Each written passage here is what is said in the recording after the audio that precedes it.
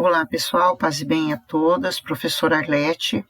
Hoje nós vamos falar mais especificamente do que se cobra na competência 2 do Enem. Nós vamos falar então sobre a importância da leitura e compreensão da proposta.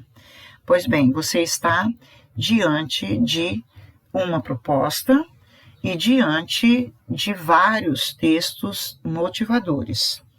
Qual é a sua primeira providência? Lê, evidentemente, mas lê com atenção para perceber a direção para a qual estes textos motivadores apontam. É muito importante que vocês percebam a direção, é aquela perspicácia que você tem.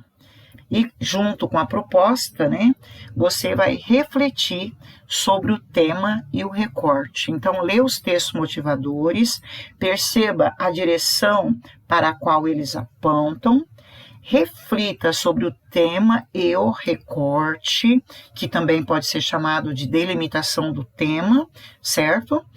Entendendo-os antes de elaborar a tese. Não elabore a tese antes de compreender qual é o tema e qual é o recorte.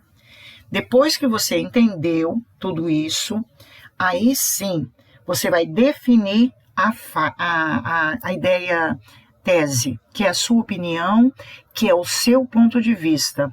A partir de um tema polêmico, eu tenho um posicionamento, eu tenho um ponto de vista, e a dissertação argumentativa é um texto em que exige a minha comprovação. Eu tenho que convencer o leitor a crer naquele ponto de vista que eu estou expondo, certo?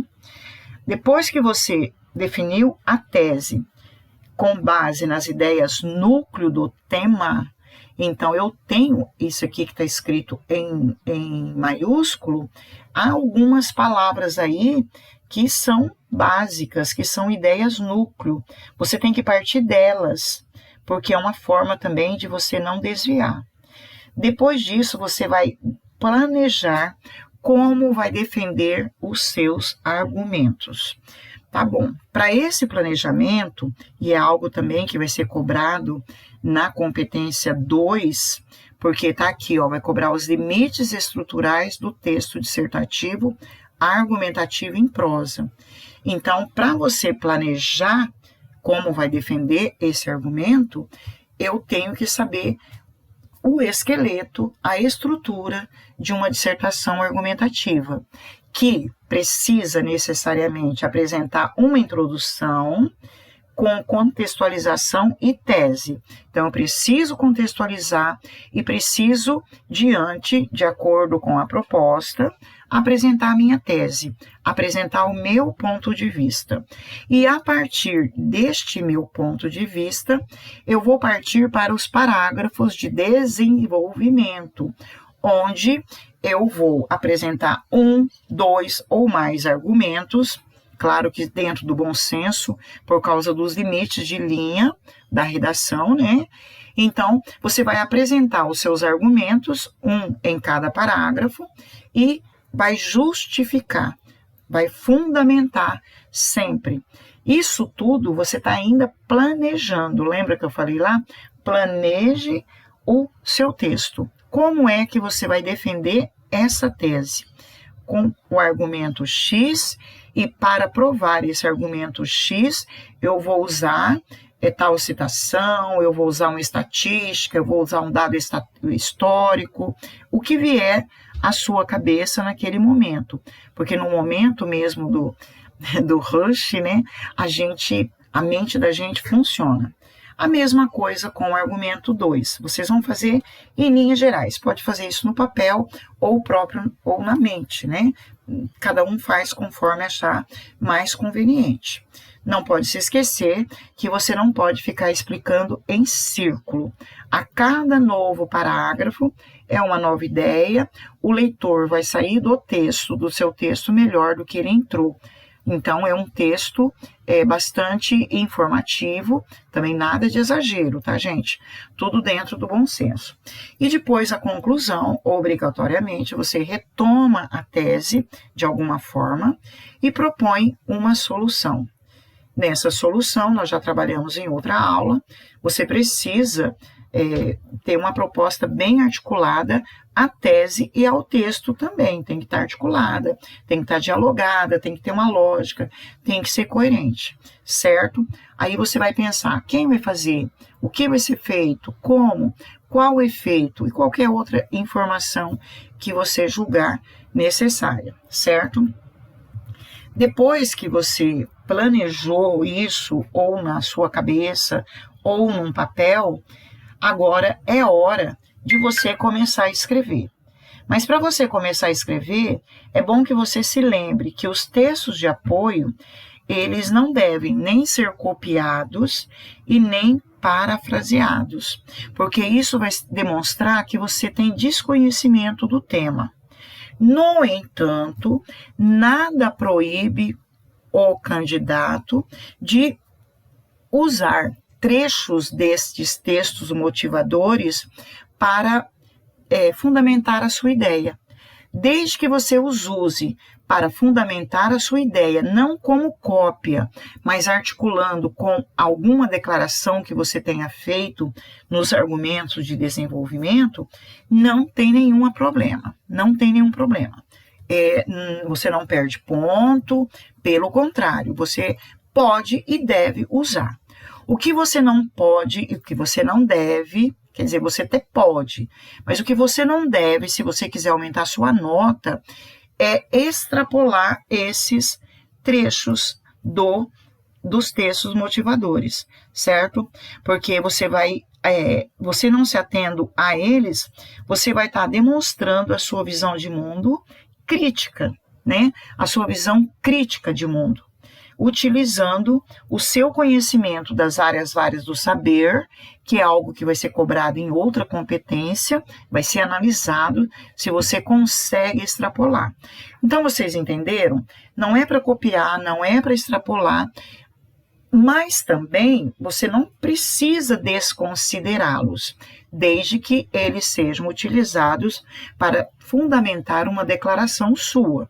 Não é ser usado por falta do que dizer, tá? Ele pode ser usado como fundamentação, mas sempre lembrando que em outra competência vai ser cobrado de você essa extrapolação, essa inter-relação, essa analogia do tema com outras áreas do conhecimento. Tudo isso você vai fazer de forma coerente, coesa e usando argumentos, relacionando os argumentos e fatos em defesa do seu ponto de vista. Ou seja, existe aí um esqueleto e você não pode perder esse esqueleto, esse ponto de vista, esta linha de raciocínio que deve ser seguida do começo ao fim, porque é isso que vai dar unidade ao texto. Agora, diante de um tema, diante de uma proposta, depois que eu li os textos motivadores, eu vou usar para refletir e tudo mais, né? Agora é a hora de eu começar a escrever o meu texto. Eu já fiz o esqueleto, já planejei, já entendi a proposta. Mas vamos agora destrinchar essa proposta. Viver em rede no século XXI. Os limites entre o público e o privado.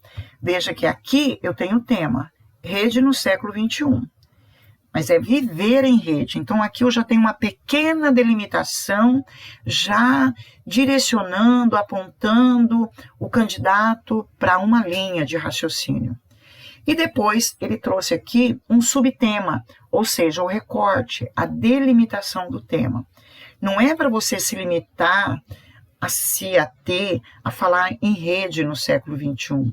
Você vai ter que falar sobre os limites entre o público e o privado. Então, diante de um mundo em que se vive em rede, como é que as pessoas têm se comportado? Então, eu tenho que elaborar a minha tese a partir disso aqui, do tema e do recorte, da delimitação do tema.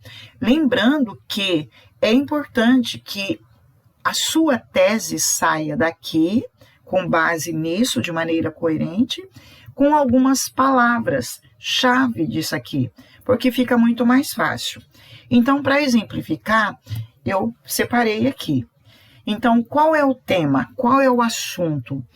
O tema é um assunto mais abrangente e que vai constituir o núcleo das ideias sobre as quais a tese será elaborada, inclusive a contextualização, tá, gente?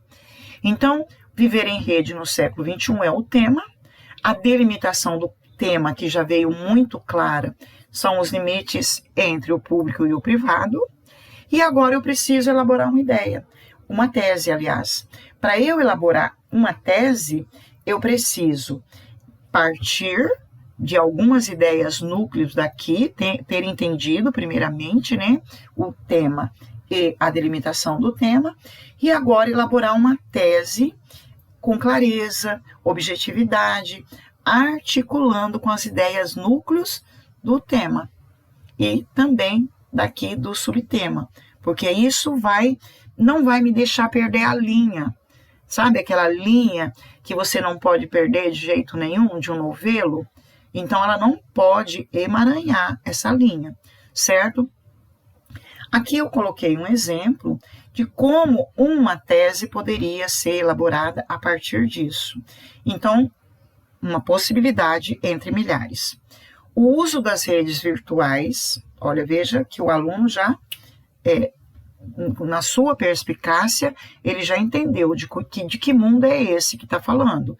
Até porque os textos motivadores, como o próprio nome diz, eles já motivaram, eles já direcionaram, já apontaram o aluno para uma linha de raciocínio.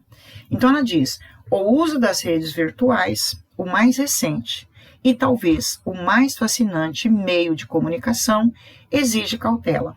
Vocês vejam que quando ela diz que exige cautela, já deixa claro aqui a sua posição, a sua tese. Precisa sim haver limites. Uma boa dica é você transformar essa tese numa pergunta, porque facilita para você não perder depois o raciocínio, não se perder, não fugir ao tema, não fugir àquilo que se pede ou aquilo que você propôs logo na introdução como tese. Então, você transforma essa tese numa pergunta. Por exemplo, eu posso perguntar, por que as redes virtuais exigem cautela? Por que o uso das redes virtuais exige cautela? Eu preciso ter pelo menos duas respostas, duas causas, com bons argumentos. É naquele momento que você está planejando que você vai imaginar isso. Tudo que eu disser a partir disso vai ser para corroborar, para comprovar a minha tese. Não se esqueça de que você precisa obedecer a todos os comandos da proposta e manter sempre nos limites do tema proposto, não fugindo dele e nem tangenciando. Isso tudo é muito importante. Por hoje é só. Paz e bem a todos. Até mais.